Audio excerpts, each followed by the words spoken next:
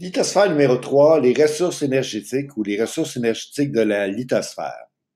Bref, on utilise plein d'astuces pour faire tourner une turbine afin de produire de l'électricité. Donc, on exploite les ressources de la lithosphère comme de l'hydrosphère ou de l'atmosphère, tout simplement pour faire tourner la turbine qui va nous permettre de produire de l'électricité.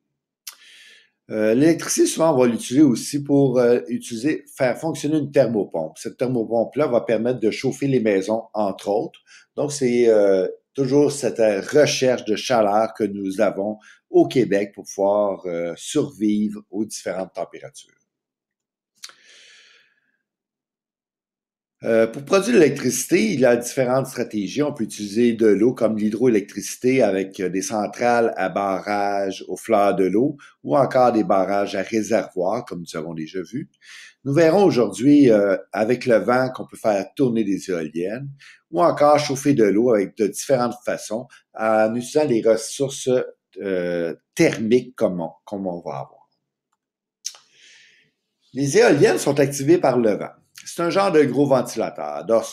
Quand le vent souffle, ils font tourner les palmes qui, elle, va faire tourner la turbine et qui va produire de l'électricité. Son avantage, c'est une ressource qui est gratuite et renouvelable. Elle ne produit pas de gaz à effet de serre lors de son utilisation. Par contre, qui aimerait avoir un grand ventilateur dans sa cour? Ça nuit vraiment à l'esthétique du paysage.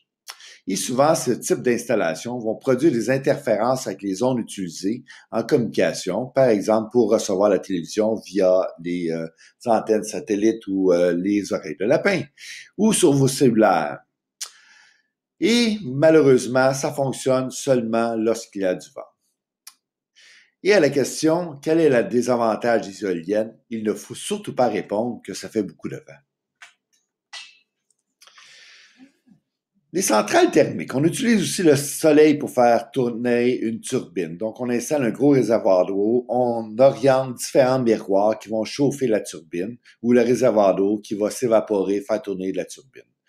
Ça dépend effectivement de ce type d'installation du soleil. C'est une ressource qui est renouvelable. Elle ne produit pas de gaz à effet de serre. C'est une technologie très efficace en Californie, mais vraiment pas au Québec. Donc, c'est une technique qu'on n'utilise pas du tout ici, qu'on n'a pas d'exemple. Les combustibles fossiles qu'on retrouve dans la lithosphère vont servir aussi à chauffer, à faire fonctionner des turbines, c'est-à-dire de faire chauffer de l'eau pour faire tourner notre turbine, ou parfois même directement certains moteurs. Le charbon, le diesel, l'essence et les autres produits fossiles servent à cette fin. Par contre, ces technologies vont tous libérer des gaz à effet de serre, du gaz carbonique CO2, et qui risquent, si on en libère trop, effectivement, on risque d'avoir une augmentation de la température de la planète. Par contre, on peut installer ces installations partout, près des maisons ou des villes, l'endroit qu'on en a besoin, même dans les régions très, très éloignées. C'est pour ça que Hydro-Québec a utilisé quelques centrales de ce type dans des régions fort éloignées. Par contre, c'est une ressource non renouvelable, donc elle s'épuise lorsqu'il n'y aura plus de charbon ou de pétrole et on ne pourra plus s'en servir. Les centrales thermiques au nucléaire utilisent l'uranium comme qu'on parle de combustible, même si c'est un faux terme. Parce que l'uranium est un métal radioactif qui va se désintégrer naturellement lors de sa fission. Donc, il se fractionne en deux atomes plus légers. Il va ainsi libérer énormément de chaleur et la chaleur sera récupérée pour faire tourner une turbine. Sachez qu'un très, très petit morceau d'uranium va libérer d'énormes quantités d'énergie. Par exemple, 1 gramme d'uranium peut être l'équivalent de plusieurs barils de pétrole. Donc, c'est une technologie très efficace. Si le réacteur explose, des radiations seront émises dans l'environnement et persisteront pendant des années. C'est ce qui est arrivé à Tchernobyl ou encore au Japon. À Tchernobyl, le réacteur s'est emballé, c'est-à-dire on n'a pas été capable de contrôler la réaction nucléaire et ça l'a explosé. Ça fait plus de 30 ans et des radiations persistent encore dans l'environnement.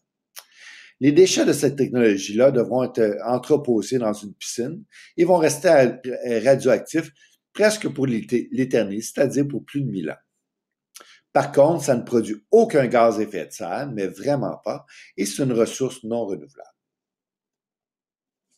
L'électricité, souvent, on va l'utiliser plus près de chez nous comme thermopompe. Parce que sachez qu'il est possible d'extraire de la chaleur dans une substance, même si cette température est de moins 10 degrés Celsius. C'est ce qui se passe dans votre réfrigérateur.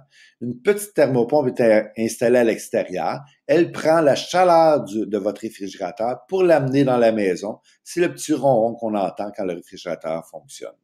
Et on réussit à diminuer la température en enlevant sa chaleur. On fait la même chose à l'extérieur lorsqu'il fait l'hiver, lorsqu'il fait moins 10 degrés Celsius. La thermopompe de votre maison fonctionne. Elle prend la chaleur qui est à l'extérieur et la rentre à l'intérieur pour chauffer votre maison. Ça coûte moins cher prendre la chaleur à l'extérieur et faire tourner la thermopompe que chauffer avec l'électricité directement votre maison. Parfois, plutôt que prendre de l'air, on peut utiliser le sol à l'aide d'un liquide qui va descendre dans le sous-sol. Et on va parler ici de géothermie, mais c'est la même technologie. On peut aussi envoyer un tuyau qui est dans l'eau pour aller chercher la chaleur de l'eau. Donc, c'est la thermopompe peut être utilisée dans l'air, dans l'eau ou dans la terre. L'avantage de la thermopompe, c'est qu'elle fonctionne à l'électricité, évidemment. Si on a fait de l'hydroélectricité, ça ne dégage pas de gaz à effet de serre. Pour se chauffer, il est plus rentable d'utiliser cette technologie que de chauffer directement. Ça ne produit toujours pas de gaz à effet de serre, mais c'est quand même dispendieux à l'achat, mais c'est rentable après plusieurs années, 20 à 25 ans. Les inconvénients, à moins 20 degrés Celsius, il n'est plus rentable à faire fonctionner. Donc, si vous avez une telle installation, vous aurez sûrement un chauffage d'appoint afin de compenser. À retenir les différents types de moyens de produire de l'électricité, leur impact sur l'environnement et les différentes ressources qui nous permettent de l'utiliser.